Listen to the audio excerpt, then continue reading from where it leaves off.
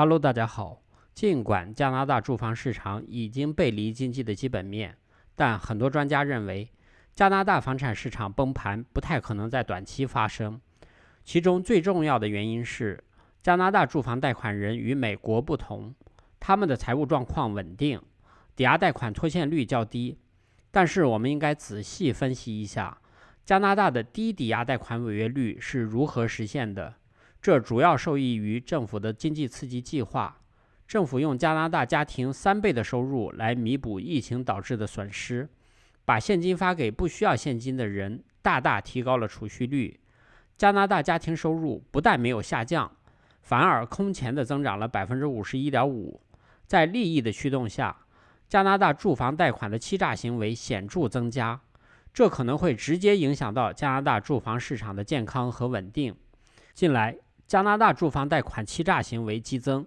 促使联邦监管机构提醒放贷机构保持警惕，这也引发了人们的担忧。有很多在财务上透支的借款者在申请抵押贷款时提供虚假材料。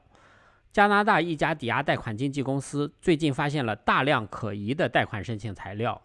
这些材料都是个人贷款者提供的，他们用这些贷款申请材料在多伦多地区申请住房贷款。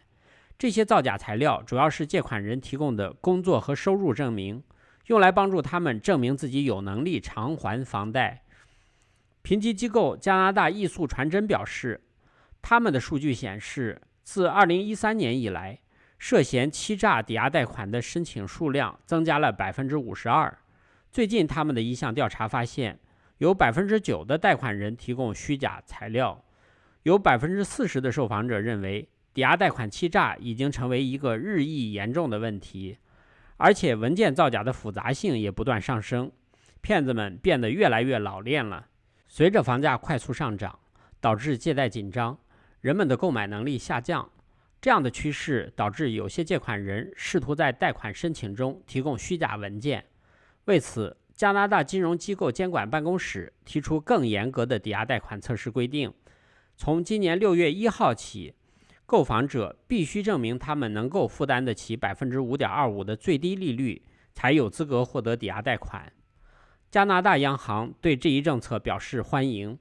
央行认为，过去房地产价格飙升的经验表明，这可能会导致更多的投机行为，最终可能会带来一系列的金融风险。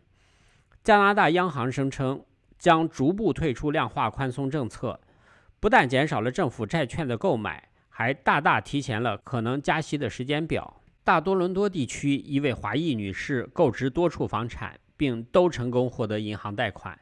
之后，她又再次提出贷款100万加元的申请。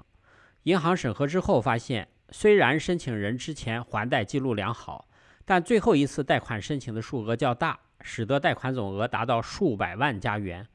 虽然该女士提供了年薪几十万的收入证明，但非常可疑。最后，银行拒绝了他的申请，并且通知其他金融机构把他列入拒绝交易的黑名单。有知情者透露，在这次封杀事件之前，这位女士已经从那家银行拿到了4-5项住房贷款，总额达到200-300万加元。虽然还款记录良好，但最近的一次贷款申请数额较大，超过100万加元，加上之前已经贷出的就接近400万加元了。这种大额贷款，银行的风险控制部门必须介入。在他们审核收入证明的时候发现，贷款人来加拿大的时间并不长，却有一份年收入30-40万加元的好工作，这显然不太符合常理。而且他还提供了收入证明、报税单据等所需要的一切证明文件。因为这些文件太齐全、太完美，反而引起了银行风控部门的注意。银行风控部门派人去了申请人所在的公司，发现那家公司有问题，根本不可能向贷款人提供30-40万加元的年薪。对于这样拿假文件来骗贷的人，银行的处罚当然非常严厉。除了新贷款申请被拒绝外，其他还有一系列的行动。首先，他在银行所有的存款和日后贷款全部被冻结，银行不再与他有任何的业务往来。其次，把他的情况通报给其他银行和金融机构，并且发出警告信，提醒他们注意防备。从此，这个贷款人在加拿大金融领域的信誉被彻底清零。以后也很难再申请贷款了。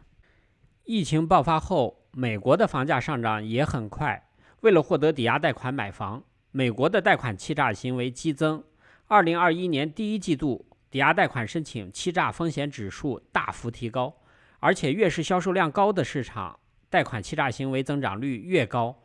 加拿大皇家银行首席执行官表示，收紧抵押贷款压力测试可能对房地产市场迅速产生影响。加拿大的住房市场背离经济的基本面，这已经是不争的事实。房价飙升导致很多人铤而走险，贷款欺诈行为激增，恰恰证明房产市场的基础不牢。一旦政府停止经济刺激，加拿大住房抵押贷款拖欠率可能面临大幅上升。因此，越是在房价处于高位的时候，越要量力而行。以上就是今天我要给大家分享的内容。我的频道每天都会分享一些加拿大的生活、经济、房产资讯，欢迎订阅，谢谢观看，再见。